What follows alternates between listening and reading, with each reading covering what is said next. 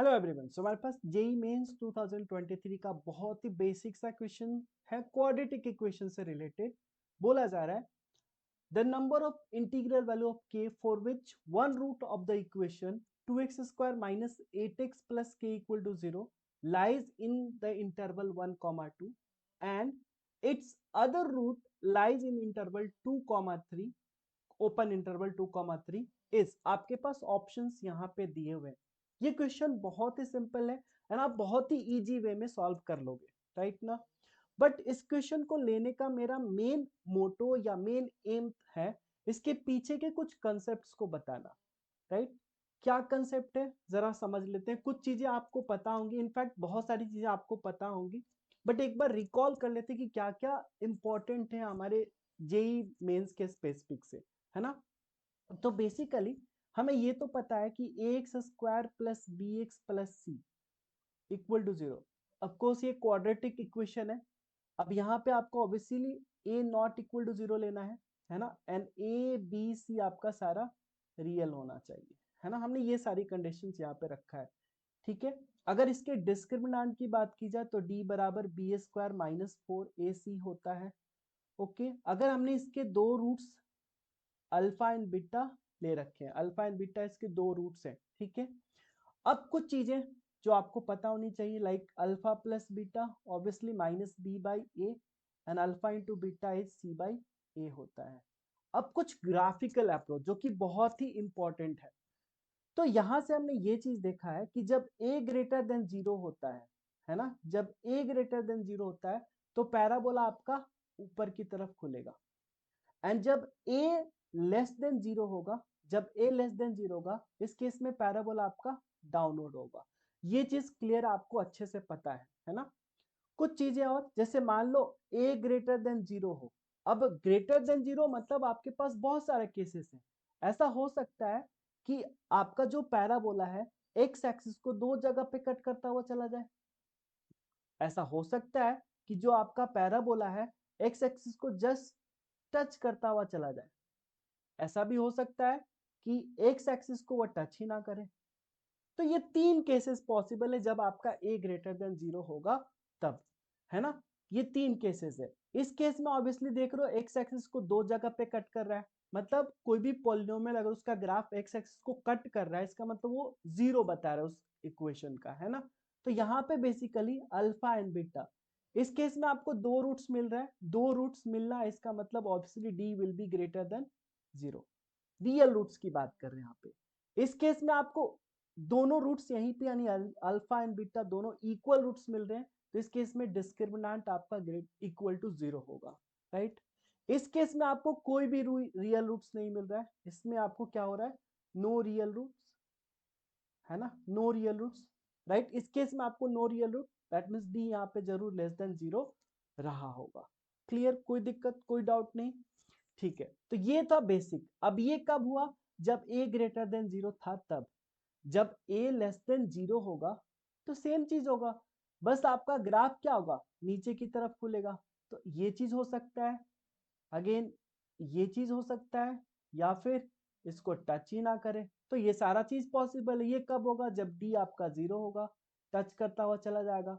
ये कब हो, जब डी ग्रेटर देन जीरो होगा। ये कब हो, जब डी लेस देन जीरो होगा। तो ये रहा कब, जब ए आपका लेस देन जीरो होगा। अब यहां से हमें ये चीज तो क्लियर है कि जब ए ग्रेटर देन जीरो होगा तो पैराबोला ऊपर की तरफ खुलेगा, जब ए लेस देन जीरो होगा तो पैराबोला आपका नीचे की तरफ खुलेगा। एक चीज और मैं आपको बताना चाहूंगा, वो नोट डाउन कर लो, बहुत उस पर क्वेश्चन पूछा जाता है।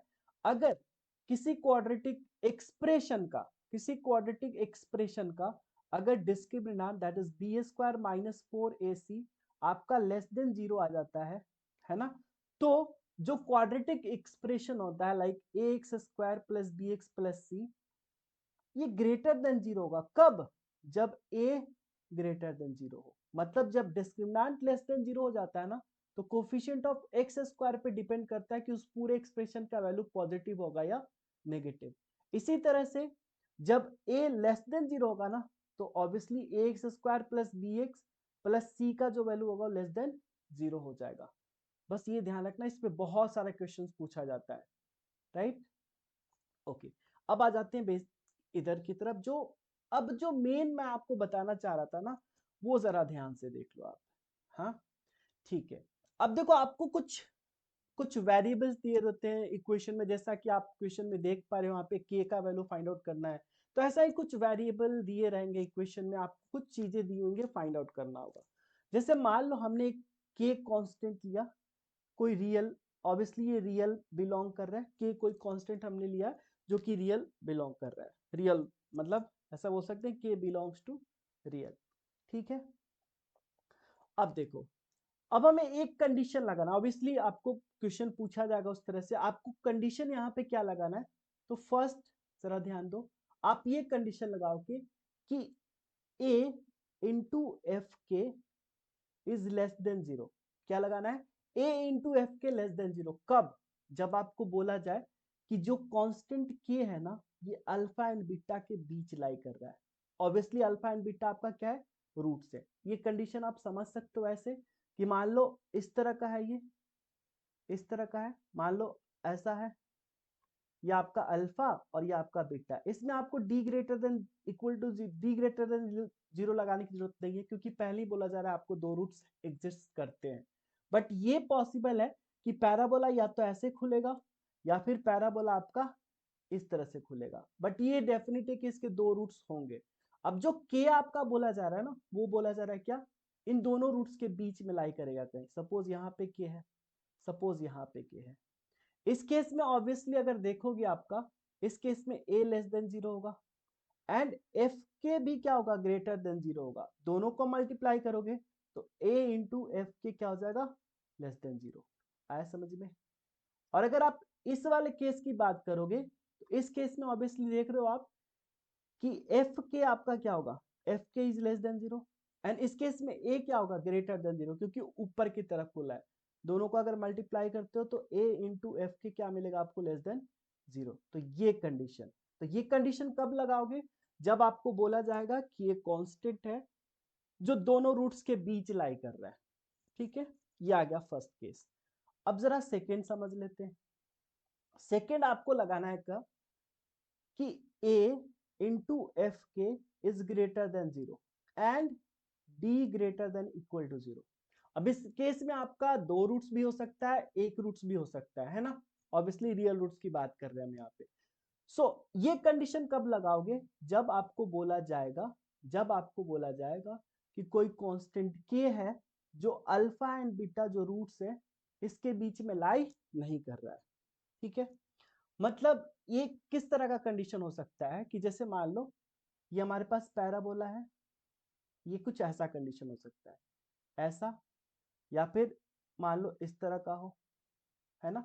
ये आपका ऑफ कोर्स अल्फा बीटा यहाँ पे आप इक्वल भी ले सकते हो, सेम चीज आएगा, है ना। यहाँ पे अल्फा, दिस इज बीटा, आप करके देख लेना।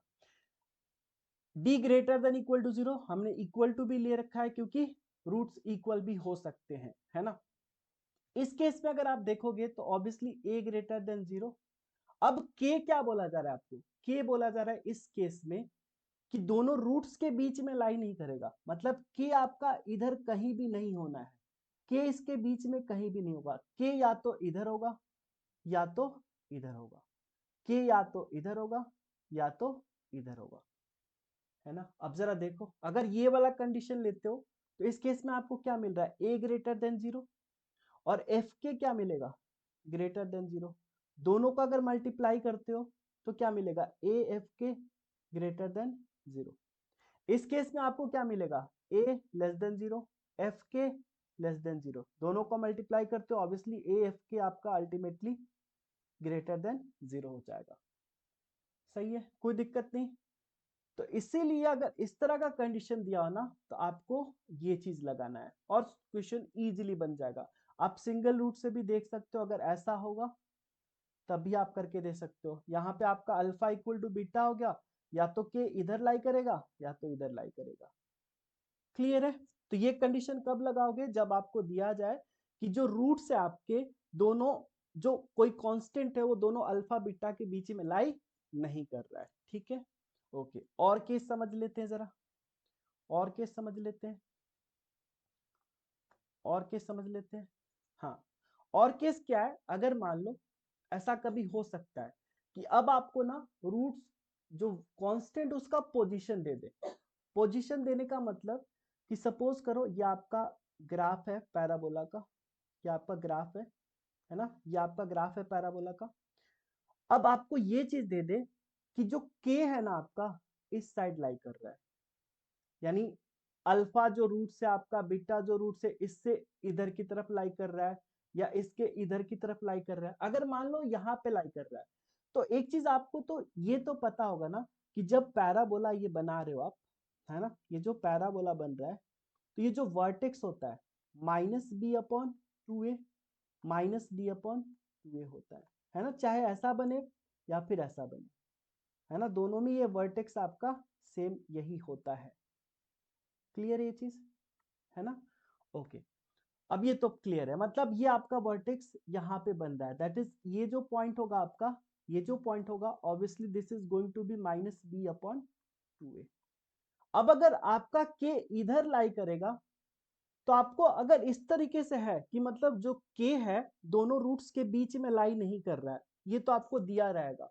इसके साथ साथ अगर आपको ये भी दे दिया जाए कि के आपका इस साइड लाई कर रहा है या के आपका बीटा के इस साइड लाई कर रहा है, अल्फा के इस साइड लाई कर रहा है, अल्फा के लेफ्ट साइड, बीटा के राइट साइड, ऐसा कुछ कंडीशन आपको दे दिया जाए तो यहाँ पे आप ये लगा दोगे। यहाँ पे क्या कर लोगे कि के इज ऑब्वियसली इस केस में देखो के क्या है लेस देन -b/2a, और अगर के इधर लाई कर रहा है तो ऑब्वियसली क्या हो जाएगा के इज ग्रेटर देन -b/2a। तो ये कंडीशन भी लगाकर आप सॉल्व कर सकते हो। कब? जब आपको ये दे दिया जाए कि के आपका एक्सट्रीम लेफ्ट में लाई कर रहा है या वर्टेक्स के राइट में लाई कर रहा है, तो ये कंडीशन भी आप अप्लाई कर सकते हो, है ना।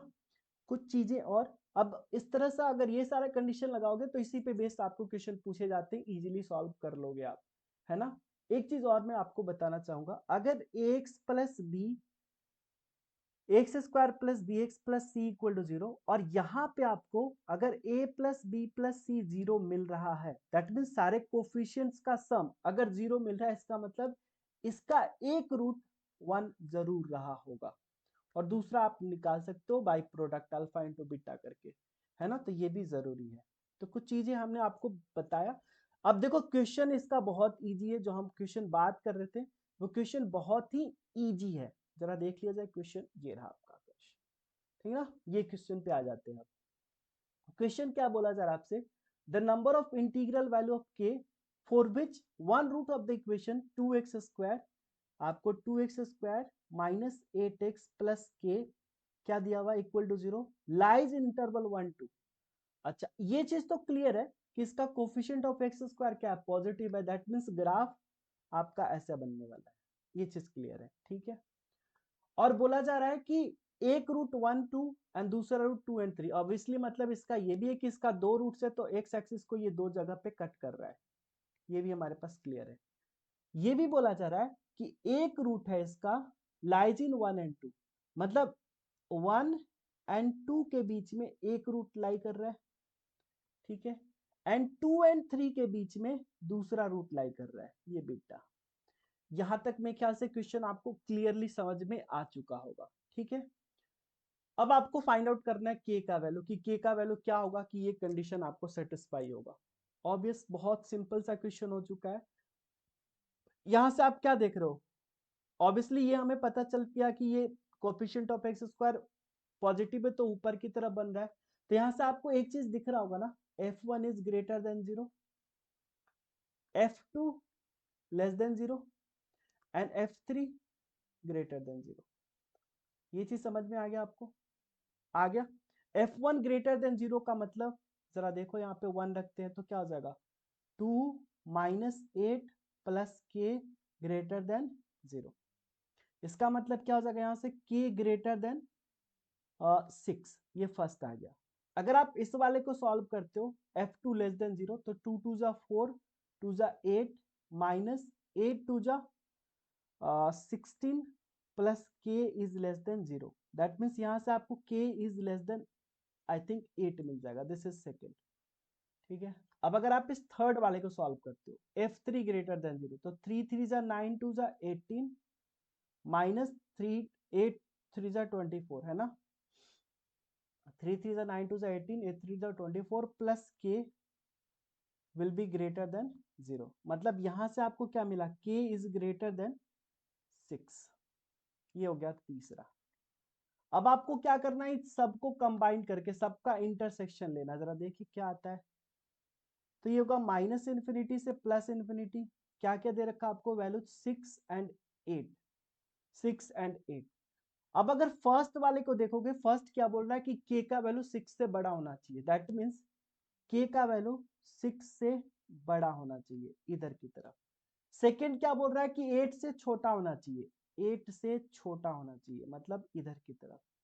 एंड फिर से थर्ड क्या बोल रहा है कि 6 से बड़ा होना चाहिए। सो अल्टीमेटली 6 से बड़ा मतलब इससे इधर की तरफ। अब देखो दोनों में कॉमन क्या आ गया, इनफैक्ट तीनों में कॉमन की अगर बात करें तो तीनों में आपका कॉमन ये वाला आ रहा है ना। मतलब कह सकते हो यहाँ पे k बिलोंग्स टू क्या हो जाएगा, 6 to 8, है ना। मतलब k के इस वैल्यू के लिए आपका ये सेटिस्फाई करेगा। बट आपसे क्या पूछा जा रहा है, नंबर ऑफ इंटीग्रल वैल्यू, है ना। देख लो जरा, नंबर ऑफ इंटीग्रल वैल्यू पूछा जा रहा है। तो नंबर ऑफ इंटीग्रल वैल्यू मतलब कितने इंटीग्रल वैल्यू इसमें है, तो 6 एंड 8 के बीच में बस एक 7 है। तो मतलब करेक्ट आंसर क्या हो जाएगा इसका, 1, है ना। केवल एक इंटीग्रल वैल्यू पॉसिबल है k का, राइट। सो आई होप आपको ये सॉल्यूशन अच्छे से समझ में आ गया होगा। बहुत ही बेसिक सा था, बट यस इसके पीछे का जो हमने कंसेप्ट बताया वो आपको ध्यान में रखना है। उस पर बेस्ड क्वेश्चन, बहुत सारे क्वेश्चंस पूछे जाएंगे आपको। ओके, सो इस वीडियो में इतना ही। फिर मिलते हैं आपसे नेक्स्ट वीडियो में और भी इंटरेस्टिंग टॉपिक एंड कंसेप्ट के साथ। तब तक टेक केयर, थैंक यू।